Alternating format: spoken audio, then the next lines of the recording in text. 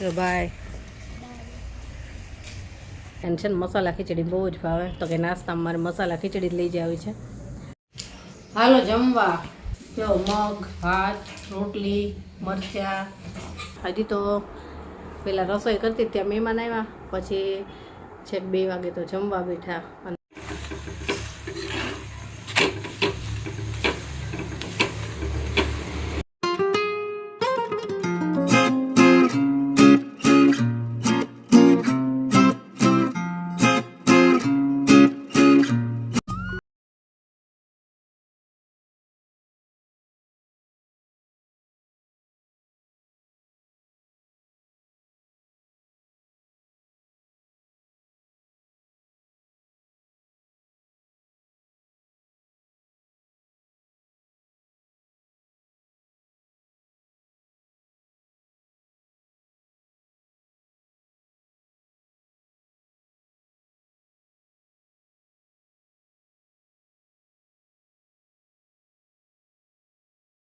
તો બાય.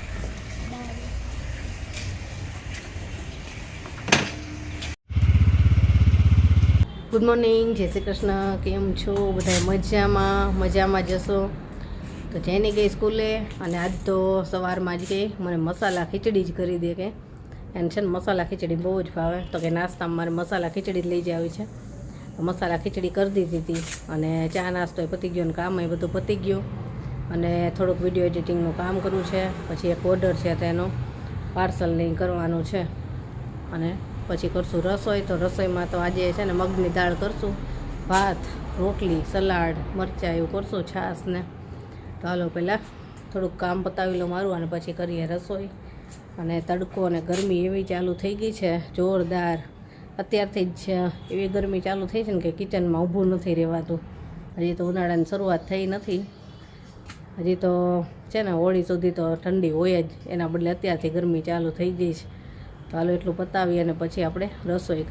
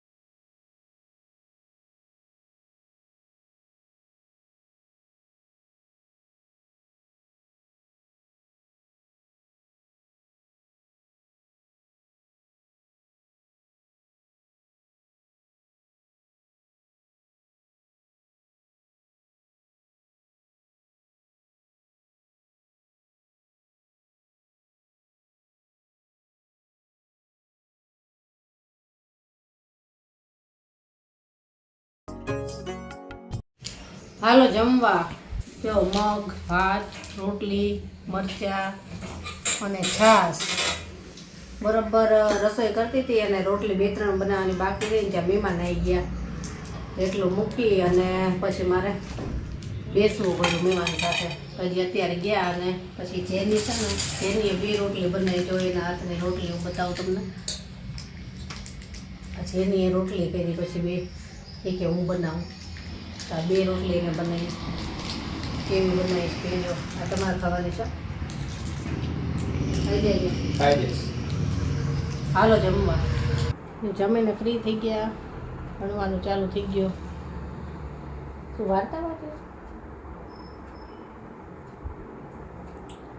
એનું ભણવાનું ચાલુ થઈ ગયું, અને હજી તો પહેલાં રસોઈ કરતી ત્યાં મહેમાન આવ્યા, પછી છેક 2 વાગે તો જમવા બેઠા. અને હજી તો જમતા હતા ત્યાં પછી કસ્ટમરનો ફોન આવ્યો. કોઈક બહારગામથી આવ્યા છે ને, એનો કે મેરેજમાં આવ્યા છે, અને અમારે ખરીદી કરવી છે, તો આવવી છે. બધું સારું, આવો.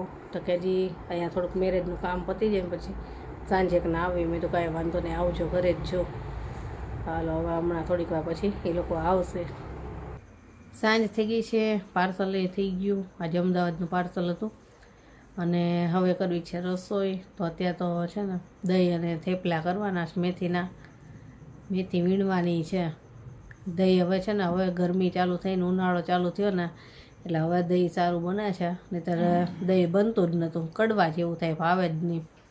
પણ હવે ગરમીના કારણે સરસ થાય છે. હાલો તો દહીં અને થેપલા બનાવી લઈએ.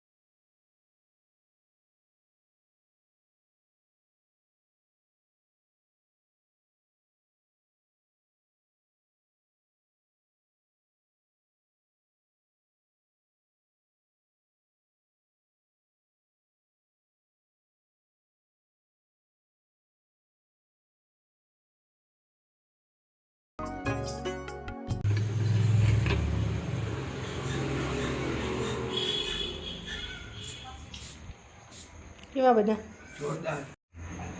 એને જમી લીધું. કેવા હતા? જૈન હા જોઈએ તો કહેજે.